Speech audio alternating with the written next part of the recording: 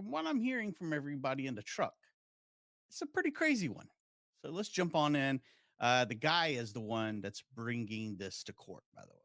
Basically confronting me about a break partner or something like that, me being on break with my teammates, which consists of 8 people every day. So I go to break, in front of everybody, basically kind of yelled at me, let's go. Uh, I better not have a break partner. No Don't let break it happen partners. again. Don't go on break with nobody else. It's all in text message. Um, let's see, on my December 9th, I'm not sure what happened that day, Shells, good to but see you. December 9th, we got into another disagreement, and I just couldn't tolerate it anymore. I emphasized her to her that I don't have any more confidence in being in a relationship with her. Um, we can remain friends or whatever. Um, but also that same night, which I learned later on, maybe like December 16th or 17th, I found out I had a death threat online.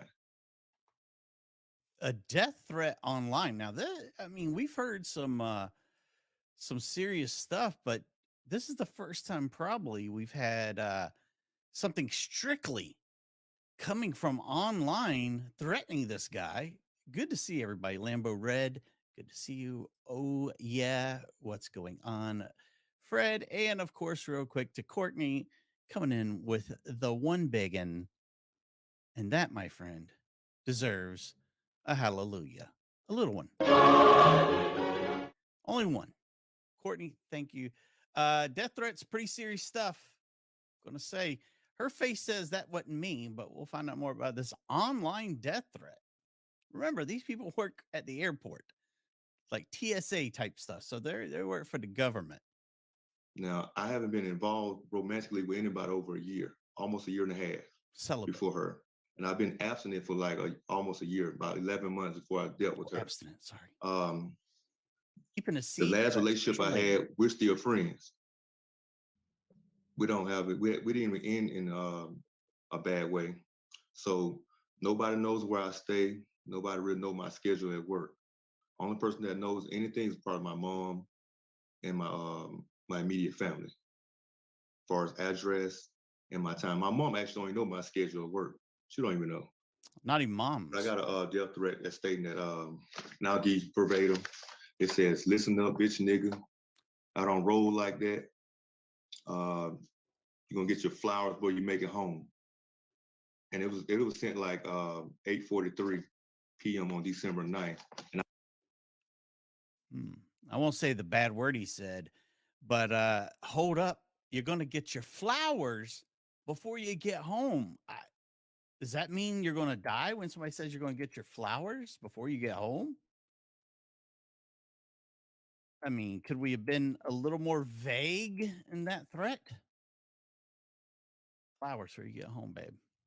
I discovered that text message between December 16th or 17th through Facebook. I've never got any death threats before, ever in my life. I've been in a situation where I received anything like that. I'm not sure, why it would be sent to me like that. I'm not sure what called for it, but December 9th, that's the same day I told her I did not want to be with her. That's one of those days. There you go, Tom, sir. She was very possessive in the beginning. Basically wanted me to be her man in the beginning, like before a week. She was telling me about how I should be responding to her, and I'm like, it hadn't even been a week yet. It hadn't even been a week. On December, we might cover that on a special. My notes.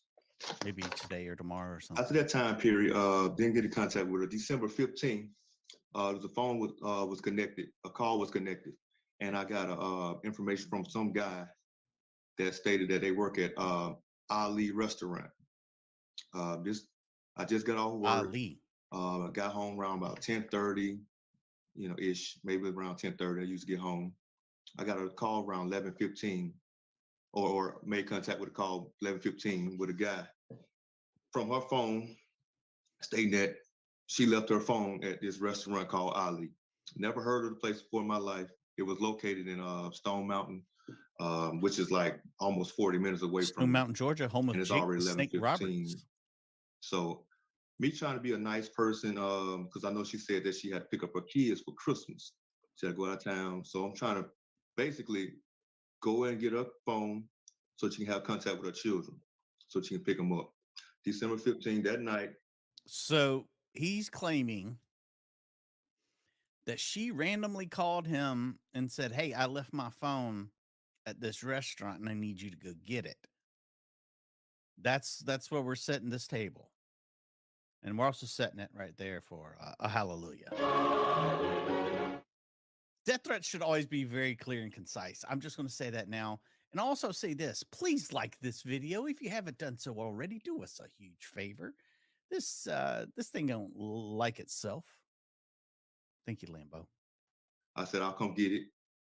They said they work at, they're a waiter at Ali's restaurant, and they have the phone right there waiting for. I said, I'll come get it. And I tried to, go and get it.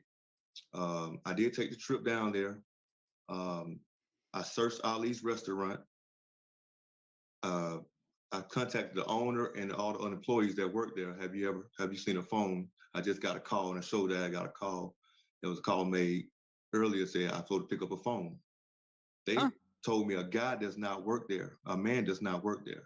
They don't have a man waiter that works there. So I was confused immediately. I called her again, like, okay, if you got your phone, let me know. If you got it, let me know.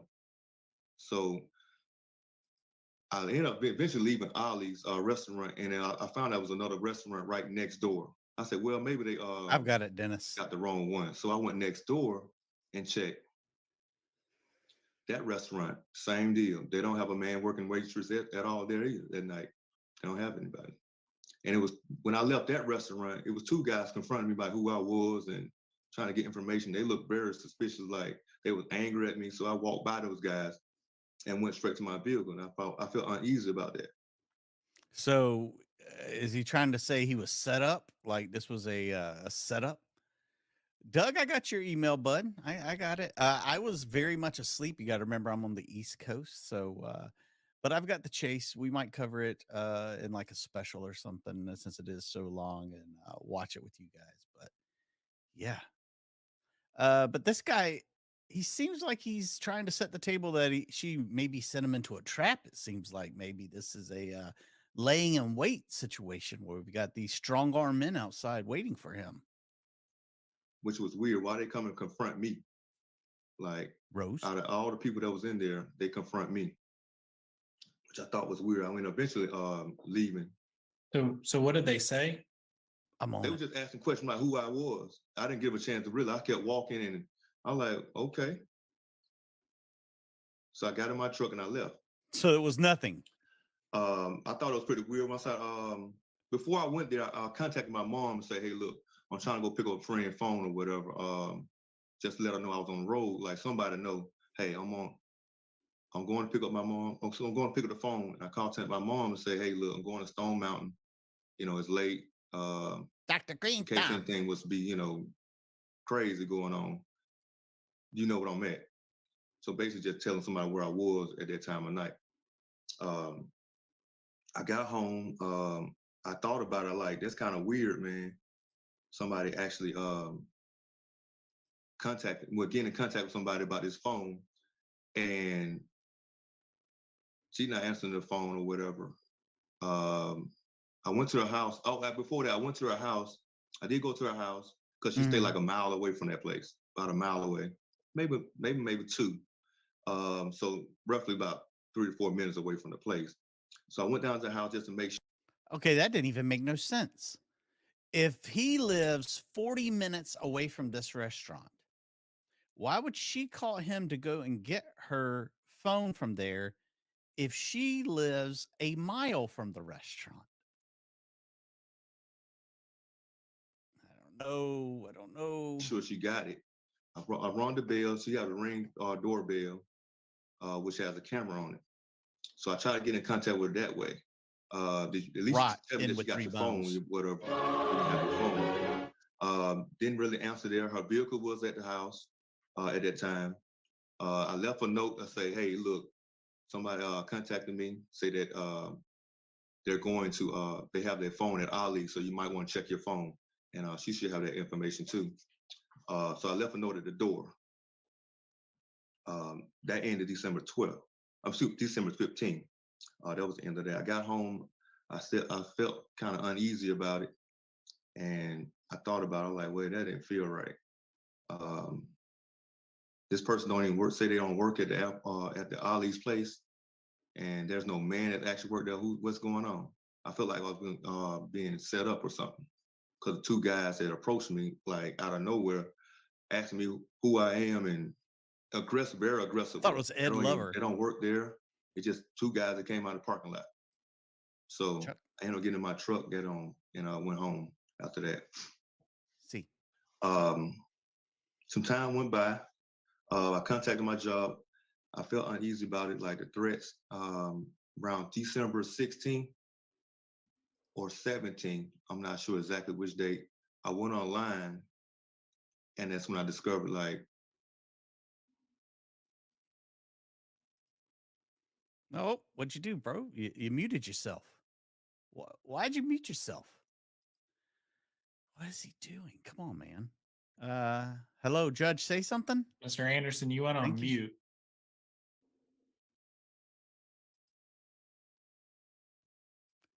This guy's great. Mr. Anderson, can you hear me? He just judges. All right. December 12th. Hang on. All right. So imagine this for a minute. If you were trying to do voiceover for a podcast about this, your audio cut out right when you said the word discovered. And it was the world's most dramatic cliffhanger, except you had gone on mute and I lost everything you said after the word discovered. Judge got jokes. So I'm sorry, but I'm gonna have to ask you to repeat that because unfortunately, for whatever reason, your feed muted, and so I lost you there. Okay, so I discovered that death threat after I went home, probably like throughout the weekend, like December 16th or December 17th. Sorry. And you previously said you discovered it online. What does that mean? Yeah. That's on Facebook. I go through my Facebook, and this particular time I went through all my messages. So it was like a direct message sent to you? Yes, a direct message sent to me. Okay, who did it appear to be from? I don't know. They had a mask on. They had a full mask on. It's a person with locks. Person who have. So it was a video threat? Is that what he's saying on his Facebook of a guy with a mask and dreadlocks? You sure it wasn't like the drummer from Slipknot or something, maybe? I don't know. This guy is very paranoid. Good to see us. Locks just they're about the same complexion. That's the oh, he's trying to say not it's a her. Recognizable name and face almost completely covered. Yes. Okay. And you're talking about a mask, not like a COVID mask, because we're still. No, it's like a ski mask, but you can see the forehead all the way down to the tip of the nose. So, maybe. Yeah. Okay. Maybe it was that. Yeah. Well, when it's called locks, that's hanging off the back of the mask. So this person had locks as well. So anybody. Okay. I'm sorry. Carry on. Yeah. Now, oh, sorry. Yes. The person had locks, and you can see around the eyelid down to the nose. That's about as far as you can get the image. They was particularly the same complexion as well. Person had locks, and just like her. So I had some kind of concern. I said, well, this person said that they threatened me from previous. They approached very angry. I see. I don't want to do anything with her. I don't want to do anything else with her. I felt like, she tried to set me up on the 15th. I felt like because of that relationship, she was angry about the relationship, how she responded to me. 3 different occasions, she showed me different kinds of anger. 3 different occasions, and I just couldn't deal with it. Different kinds of anger. Then I got the death threat. I was like, well, I got serious. This is crazy. I can't be, in communication with this woman at all. I just got a death threat for the first time in my life for no apparent reason. I have never raised my voice at her. I've never really engaged in her in any kind of aggressive manner at all. I didn't never spoke to her in any kind of way that was derogatory, ever. So I don't understand how am I getting this right here because I said I didn't want to be in a relationship for her. So I contacted the courts or whatever because of the death threat. After the death threat, I contacted the courts. I tried to do it in Fulton County first. I got information that was on the wrong court. Right after around December 16th or 17th. After I saw that, I did an online. Because you're a Fulton County resident, correct? I think I saw that on your petition. What's that again? Because I saw on your petition you were a Fulton County resident. Is that right? On Fulton County. I started with Fulton County first. They didn't process the information. They said because the person resided in DeKalb County, I had to go see the DeKalb County judge. And that's what I did. I initiated the ex parte because I didn't feel comfortable at that moment.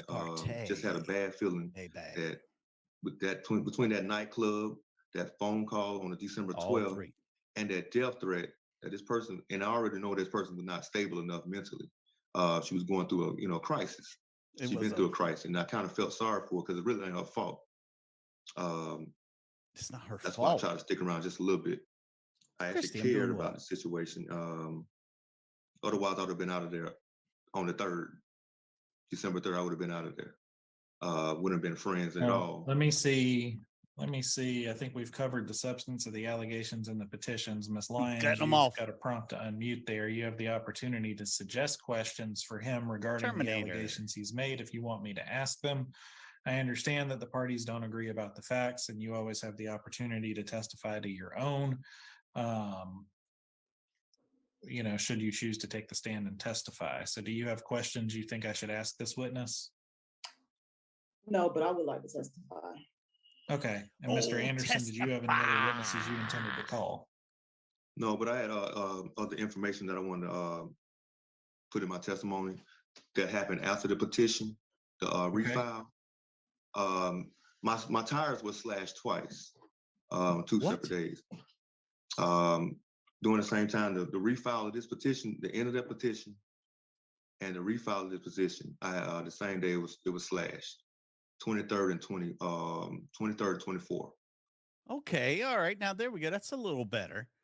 We get there's a whole death threat thing going on, and Fred's making obscene pictures, but the tire slashing. I mean, that seems like a jilted lover. I mean, it kind of all goes hand in hand. If it makes sense, if he's not lying, we'll see. Of January. So I have that you refiled on the 19th. Sorry, Clark.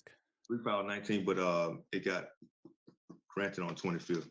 Oh, you're hearing with the first judge. You're saying your ex parte hearing was that day. Yes, there was that day, and it got refiled on the 25th. And when you were and when you say your tires were slashed, how many tires? You said they were slashed 2 different times? Yeah, one tire slashed. My front driver's side was slashed on 23rd. I had to get towed and get taken care of the next day. On the 24th, tires were slashed again on the right, on the passenger side front. Yes, he's still with the company. I have I tried to put some evidence in for that too as well. I contacted my job, let them know what was going on, and I feel uneasy about this situation with her, and I want to be separated. We work at the same job. They didn't take it as serious as first, but once the tires become slashed, they ordered us to go through actually before that, they ordered her to separate from a stay away order from her. So she was not to be around me, which she violated 3 separate times. She doesn't like so she didn't stay away from that, and she's now under federal investigation for those incidents and all the incidents that's been happening. The investigator's name is Mr. Whitmore. Federal investigation. Who's doing an investigation right now? So what's the name of the employer? Transportation Security Administration, TSA at the airport. No. So all right, so now their job has gotten involved and there's a investigation going on, a federal investigation. She looks like she could really just climb through the screen right now and, take a big old dump right on his forehead because she is pissed. We still haven't gotten to her yet. okay, and when you found that your vehicle's tires have been slashed, I don't what think was the very location long. the vehicle was in? Because he said in a week's time. Okay. She was already being demanding. Did you take these vehicles to? You said you had it towed, so I'm guessing you had to take it to a shop to get a new tire when this happened. Yes, I had run flats. I had run flat tires. Oh, so it gave me up to 60 or 80 miles to drive before it actually burst. So it actually had a slow leak, and I showed on a video. I sent the video you all. I had a slow leak on one of the tires, and I made it to one of the places right down the street from me on the 25th to get it repaired before it go all the way flat. So where was the damage to each tire? Sidewall. Okay. Well, of course, Sidewall, that's yeah. where you stabbed a tire, right? All right. Yeah. Sidewall. Okay. And is there anything else? Because we have, if you've sent in exhibits, then our clerk has access to those. But yeah, there you go. The more you know. So are there other things that we need to view or examine at this time? Well, I was saying that a job actually separated us, gave us no contact order, and she violated that 3 times. Oh, wow. And now that Tony Whitmore, the deputy special agent that's on duty for that investigation, is actually investigating her for that and other allegations I had. So, but she's already violated that 3 times. That's why I feel like I don't feel safe around her. She's not advising to the order at the job. She's supposed to not be able to be around me, not contact me at all. But she violated that 3 times right now, and she's up for discipline for that as well through the job. But outside the job, I need this to be taken seriously, and I need this order to be in place so she don't come around me at all anymore. There's nothing that happened ever before to my personal property ever after breakup or any situation. I've never had a situation like this before. Just so happened to happen right after I said I don't want to be with you anymore, and it's over. Very authorized, Ed Harris. So I do not feel safe, and I think we should have a 12-month order to keep this peace.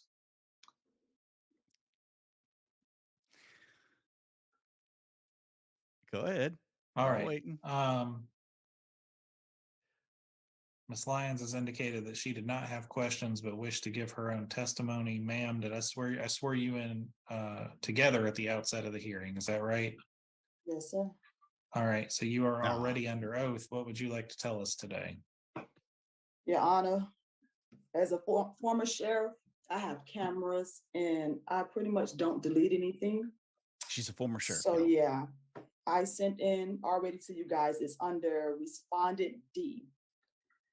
That is a lot of the chain of events of every single situation. So me and Mr. Anderson were in the talking stage for 3 weeks. We talked literally for 3 weeks. We called it friends with benefits. On December 12th. All right. So if you have friends with benefits, that's not dating, right? I mean, there's a way big difference than friends with benefits and someone you're dating. In the chat, let me know. I mean, you have less parameters, right? You don't really talk to them all the time. You don't really, tell them what they can and can't do. We learned that she was mad, but he was taking breaks with certain people at work and stuff. But if you're a friend with benefits, that really leaves the door open for Doing what you want to do.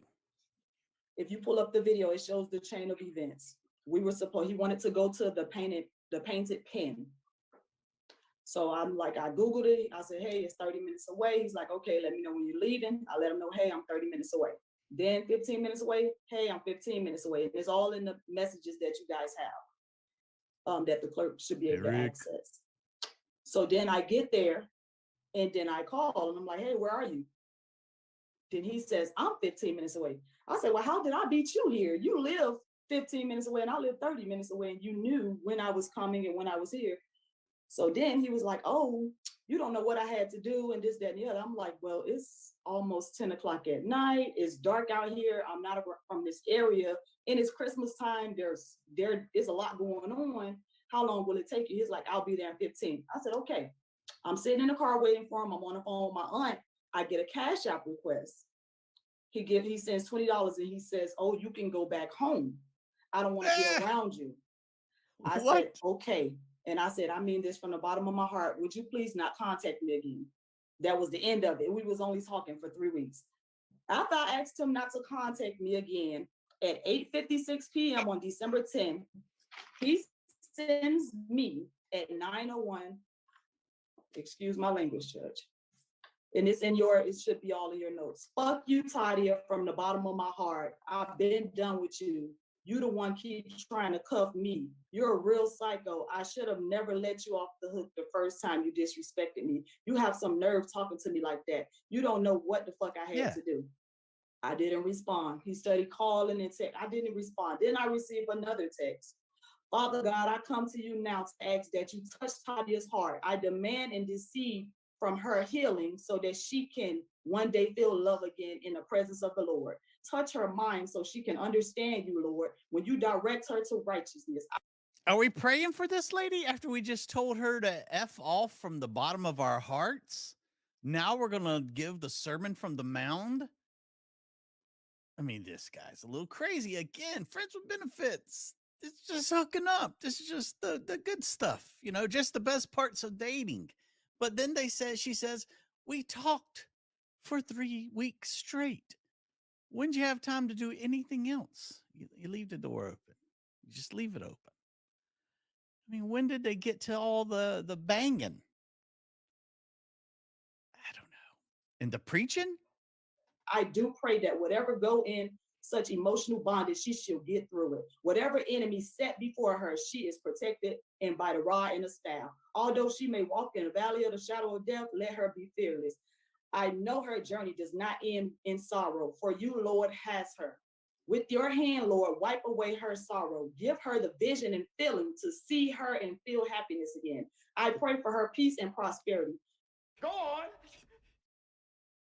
Give her the strength to forgive her advisably. Let her not dwell on what happened to her as a young girl, but also give her the strength and courage to forgive herself. Father God, I know why you brought her into my life, but I was weak in spirit and I have failed you. I ask for your righteousness and forgiveness and strength to overcome the enemy. Therefore, I rebuke the dark spirit with the power of God. Lord, let this day be an opening back into the kingdom, for God is the Father, the Lord, and the Savior. Then, that same breath, he texts us at 11:34. Remember, I already told you, listen, we're done. That's it. 11:34. I forgive you, and I hope you can forgive me. Does he look like a bitch? The very next day, I had to have one more conversation with you. The very next day. Never mind. The day after that. I need to talk to you, please. The day after that, I'm coming to get your phone at Olay. He Happy birthday, Walter. Text and call every single day for a week straight.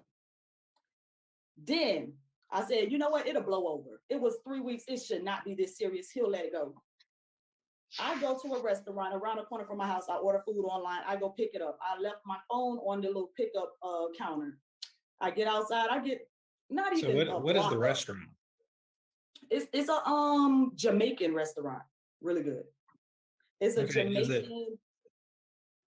Is it? He was saying Ali's. Is it Ali like Muhammad Ali, or is it Ali like Oliver but you shorten it? Olay, O-L-E, Olay. Oh, okay. Olay. Yeah, he said. really good.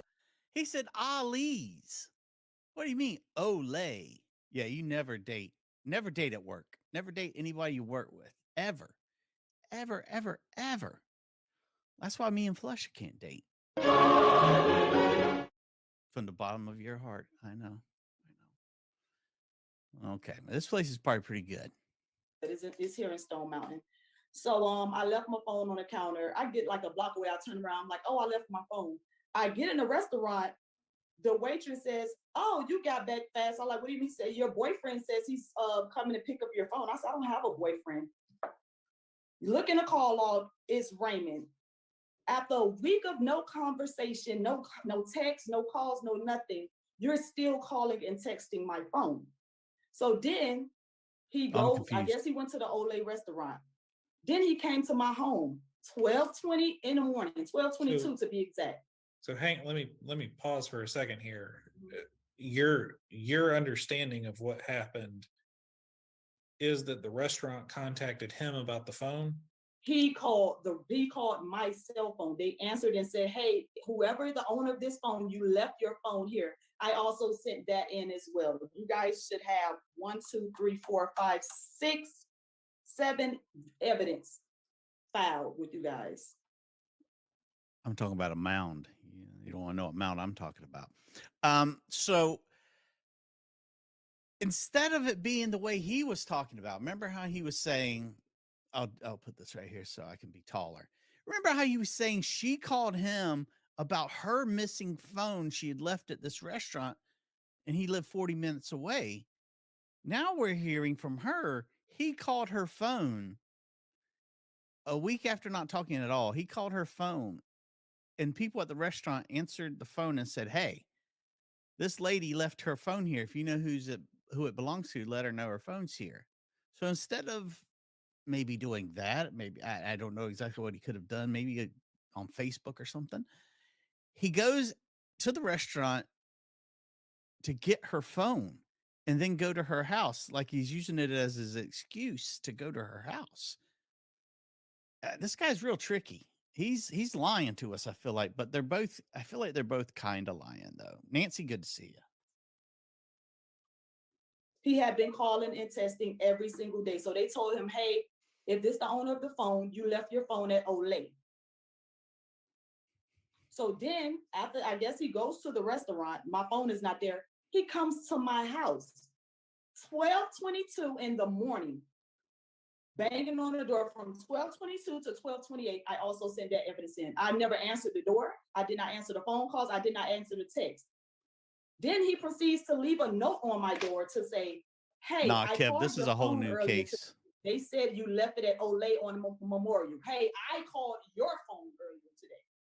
They said you left the phone on Memorial. I drove up to retrieve it and it was not there. Then I came to your home to see if you had it or if you knew you lost it. Signed, Raymond Anderson. He signed his name. I also sent that evidence in. So then, still, me not answering the phone, anything like that, he finds another way to contact me. He goes to WhatsApp. He's got that look. I sent that in as well. And he says, are you safe? Somebody answered your phone. This is the next day. Are you safe? Somebody answered your phone and said that they had your phone that was left at a Jamaican restaurant the other night. I told the man that I was on my way to get your phone. I arrived at the spot. Nobody was there or knew anything about your phone. I went to your house to at least let you know what happened and to see if you were safe. I didn't see you at work yesterday, so I am worried about you. I know you are upset that I didn't want a relationship with you, but I still care about your well-being. I'm okay with not talking again. Glad you're here. Let me know you're safe some kind of way, and I will be gone. That's weird. Someone answered and said that they have your phone. So after all of this, over a week of no contact and everything, I finally told, I said, okay, enough is enough. You're coming to my house. You're That's them, not us. Clearly not someone that's going to let it go. I finally responded. He called and texted every day from Olay. December 12th up to December 19th. So that's when let me ask this, because he made comments that there were threats from you of self-harm or other mental health struggles. So did he have reason to believe that there was any type of situation regarding that?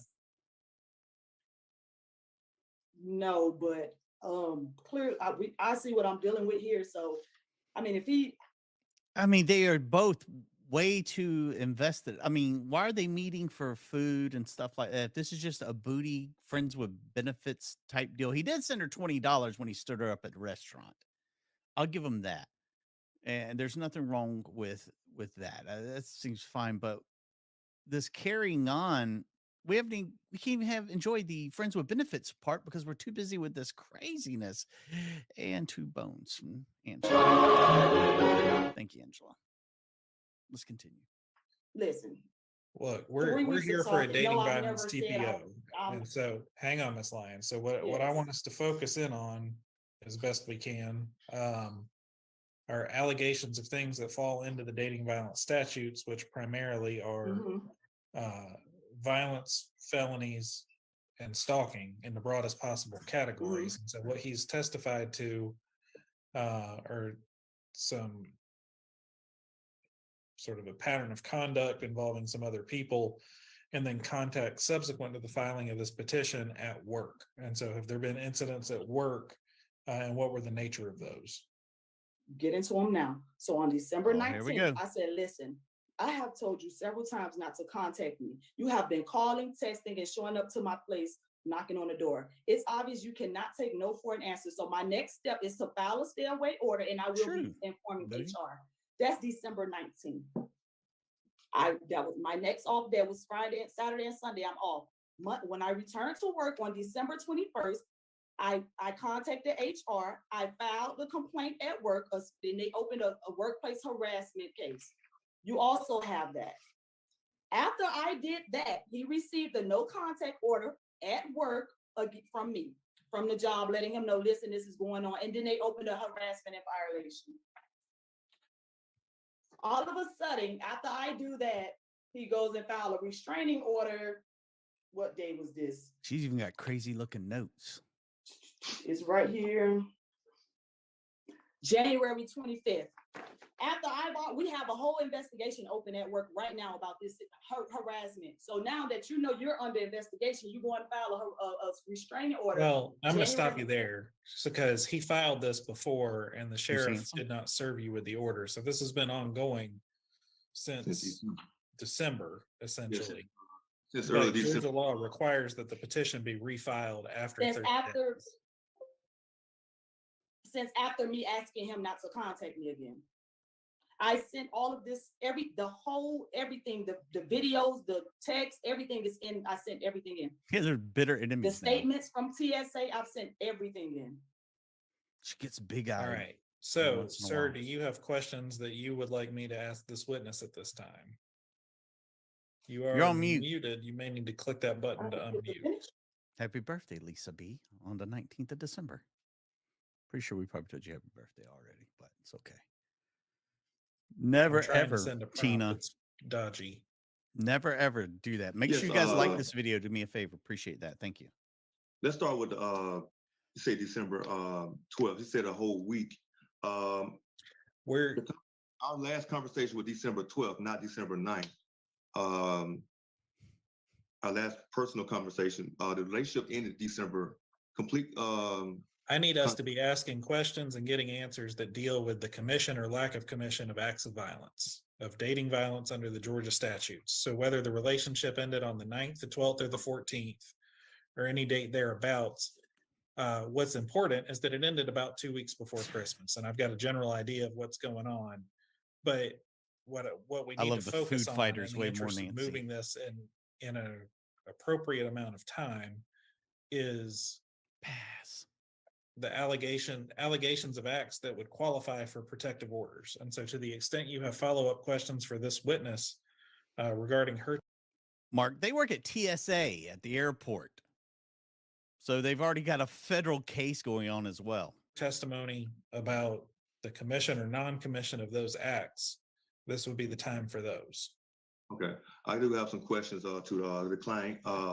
Let's start with her owing me money. Do she owe me money? And that I actually fixed her brakes and I let her borrow $140.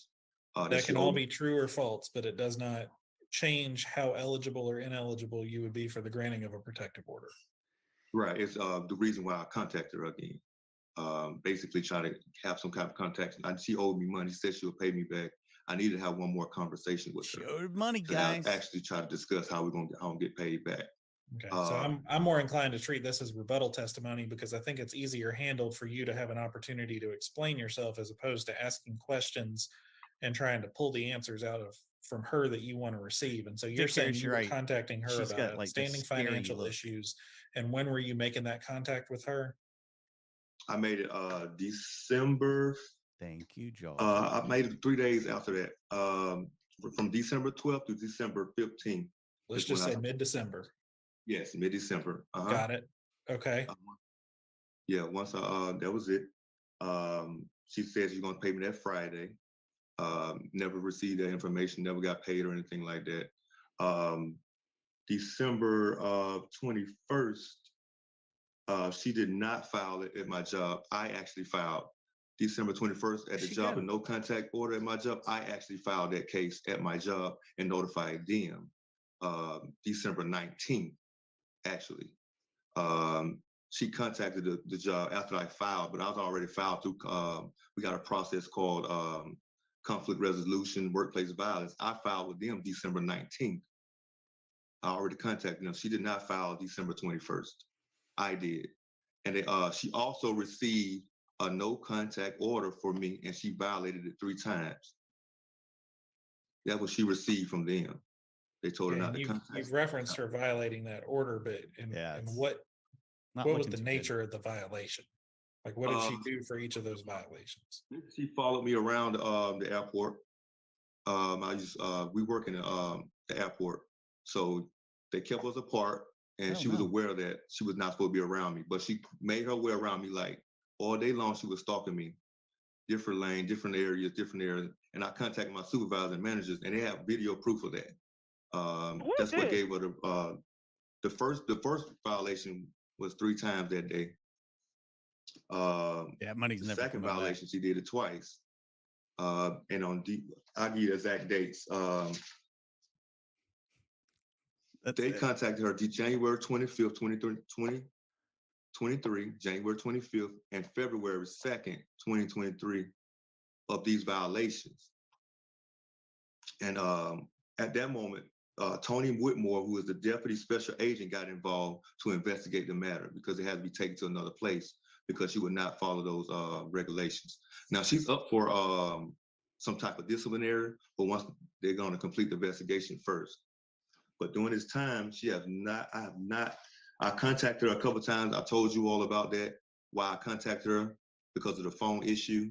If I didn't have any contact with somebody telling that she lost her phone, I would have never been contacting her. Never would have went to that Ali's and contacted her and left her a note to say about the phone.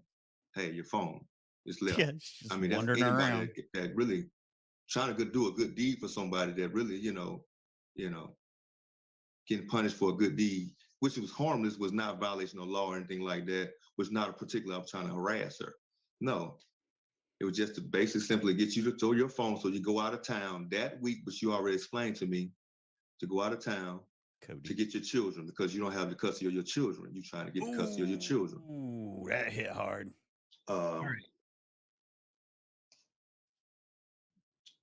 Anything further that we have not covered, Mr. Anderson? She said I was in contacting her since a whole week. It hasn't been a week. From December 12th to December 15th, the last time I had in contact with anyone from that phone. There's no contact after that whatsoever. I did leave a message. I'm not sure exactly what date. I'm sorry. I did leave a message on WhatsApp to try to notify her about the phone and if she was safe, because that is kind of like alarming that, okay, your phone is off, you owe me money. This person just called me. This person just contacted me about this phone, that you missing a phone. I was concerned because now you got this.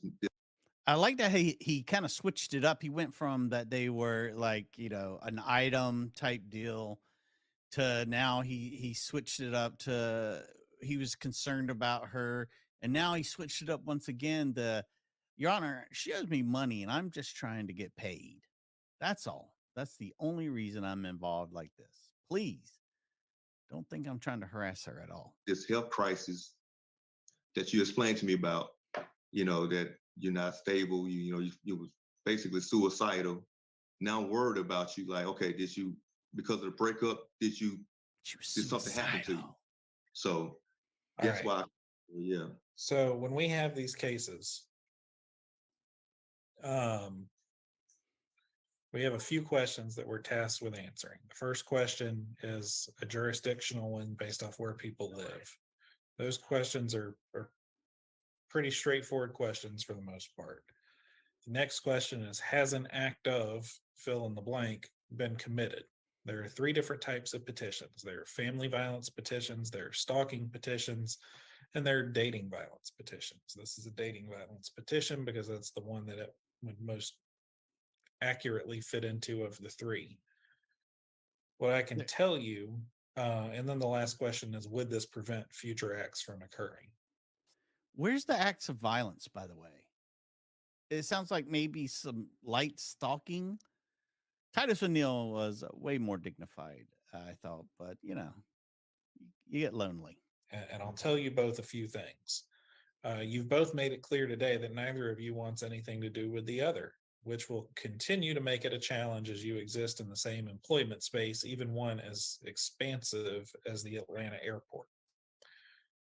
With that said, the dating violence laws are narrower than the family violence laws. So even if I were to find today that she had been the person that slashed your tires, even if you have been here with video of her doing it, criminal trespass, property damage, vandalism, whatever you want to call it, is not a grounds for a dating violence protective order. I don't know why they made that distinction from family violence, but they did.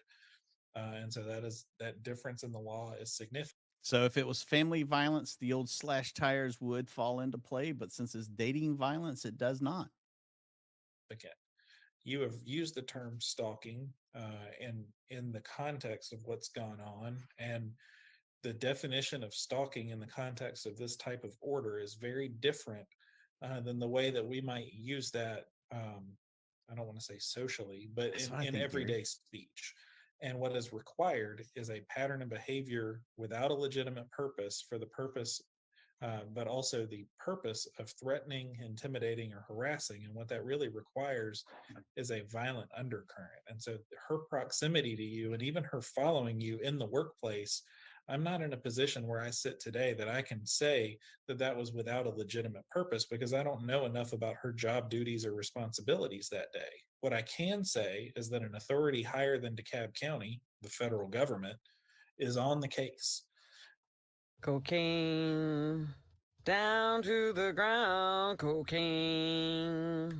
And by being on the case, they have the ability to take adverse employment action if they think that is appropriate based on their investigation and their conclusions. And I think what is appropriate in this context, where the 2 of you continue to share, I'm going to say a workspace, even though that's not exactly right, a place of employment, is that whatever they dictate is what's appropriate. But the situation as it presently exists, the evidence is insufficient for the granting of a dating violence protective order. And so I am unable to grant one. With that said, even though no court order is in place, one of the purposes of a hearing like this is that each side has the opportunity to make it clear what level of contact they want to have with the other. And you have both made it pretty clear. And so if somebody were to take my ruling today as an invitation or an incitement to reach out and start trouble or resume contact with someone who doesn't want it, then you begin moving further down that path of harassing behavior that might land you back in court again. Even your best case scenario is you get dragged through more court stuff and hope that it turns out your way. The worst case scenario is that you do end up on the receiving end of a protective order. And then you have to answer for that professionally, personally, or otherwise. But what I can say is that what we don't have in this situation, whether it's with the situations at work or otherwise, we don't have things that go beyond mere presence or proximity to establish that motive or intent to intimidate, threaten, harass, with really that violent undercurrent. Not just stalking under Georgia law is more than an annoyance or a nuisance. It is something that has a specific undercurrent to it when you're coming to the court and asking for an emergency protective order to be placed on another person that restricts their freedom. And that is not something in this case that I think, based on the testimony of the parties, I don't believe that the evidence has established that acts of dating violence have been committed sufficient to issue an order.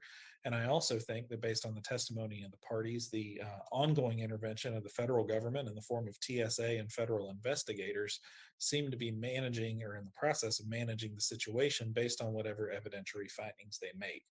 So both parties are free to log off. Understand that each of you has made it clear that neither wants contact from the other.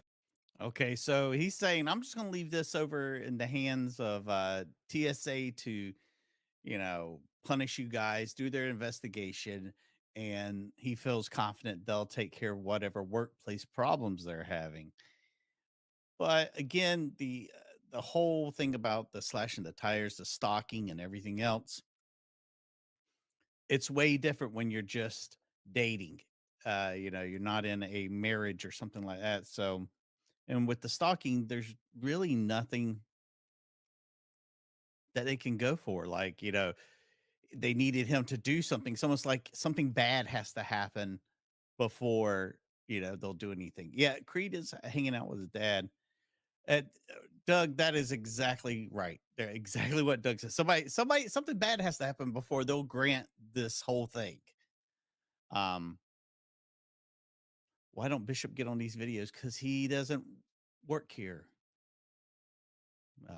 It's me and Creed work here. But yeah, so it's leaving it up to them. It's definitely a good thing. We found out about what Olay's is. Creed will be there live from Olay restaurant later on today. But it's a good thing. It's a good thing that we've learned something today. We've also seen that the workplace love affairs don't work. Stay out of them. Don't be hooking up at work. Don't be be getting busy at the workplace.